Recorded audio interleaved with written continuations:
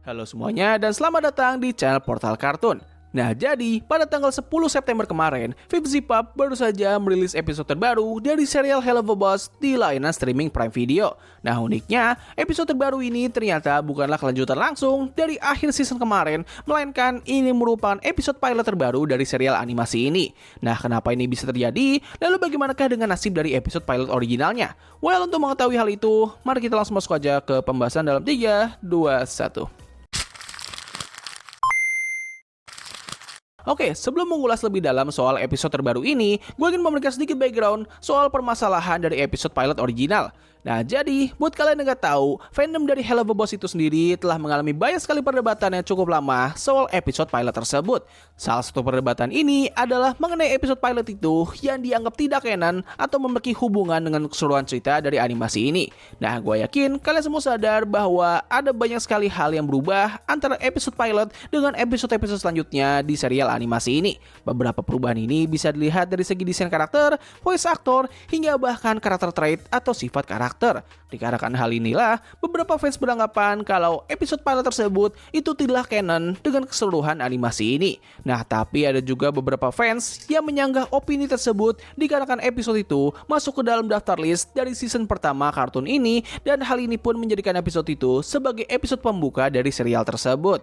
Selain itu, perdebatan lain mengenai episode pilot ini adalah beberapa fans suka menjadikan episode ini sebagai basis dari setiap kritikan terhadap animasi ini. Banyak fans di luar sana yang merasa kalau serial Helluva Boss itu telah kehilangan jati dirinya. Ini semua dikarenakan episode pilot dari kartun ini memiliki nuansa komedi yang sangat kental dan juga cukup chaos. Nah, tapi di episode-episode kedepannya, mereka malah mengurangi intensitas dari semua itu dan kini lebih berfokus kepada drama antar karakter. Nah, sepertinya Vivziepop menyadari isu-isu tersebut dan ia pun memutuskan untuk menjadikan episode pilot itu sebagai episode yang tidak canon dan menciptakan episode baru yang bertindak sebagai episode pertama dari serial ini. Nah, alasan kenapa episode pilot original dengan serial animasinya memiliki banyak sekali perbedaan adalah karena pada saat ia membuat episode tersebut, sang kreator masih belum memiliki gambaran yang pasti mengenai keseluruhan dari animasi ini. Salah satu perubahan yang paling signifikan dari kasus ini adalah dari karakter Stolas, di mana pada awalnya ia direncanakan akan menjadi antagonis utama dari animasi ini, namun dikarenakan Vivziepop melihat kalau koneksinya dengan Bleach itu sudah sangat menarik, ia pun akhirnya merubah karakter Stolas secara menyeluruh dari yang awalnya sebagai iblis bangsawan yang sangat sadis akan hubungan seksual dengan iblis kelas bawah menjadi iblis yang penuh dengan penderitaan dan sangat membutuhkan kasih sayang. Nah, dengan semua ini, lalu bagaimanakah dengan isi dari episode terbaru ini? Apakah episode ini memiliki isi yang lebih baik atau malah lebih kurang? Well, mari kita bahas isi ceritanya. Dan tentu, peringatan spoiler buat kalian yang belum nonton episode terbaru ini. Nah, jadi episode ini sendiri dibuka dengan grup utama kita yang sedang mendiskusikan mengenai bagaimana mereka akan menjalankan bisnis ini. Dari sini, kita bisa sangat yakin bahwa latar waktu dari episode ini adalah ketika mereka baru pertama kali mulai bekerja dan mereka belum sama sekali pernah menghabisi seorang manusia. Ini jelas sangat berbeda dengan episode pilot original, di mana awal dari episode tersebut menceritakan grup utama kita sedang mendiskusikan mengenai masalah finansial yang sedang terjadi di bisnis mereka. Satu hal yang cukup gue sayangkan di sini adalah kita tidak ditunjukkan dengan momen bagaimana Millie itu bisa jatuh cinta kepada Moxie. Di episode ini kita sudah langsung ditunjukkan kalau mereka berdua itu sudah saling mencintai satu sama lain, hingga bahkan keduanya sempat melakukan esek-esek di depan bos mereka sendiri. Nah, ketika Millie bertanya bagaimana mereka akan menjalankan pekerjaan ini, Bleach langsung menunjukkan kepada mereka berdua buku grimoire yang ia dapatkan dari Stolas, yang mana hal tersebut langsung membuat keduanya sangat terkejut dan juga terheran-heran.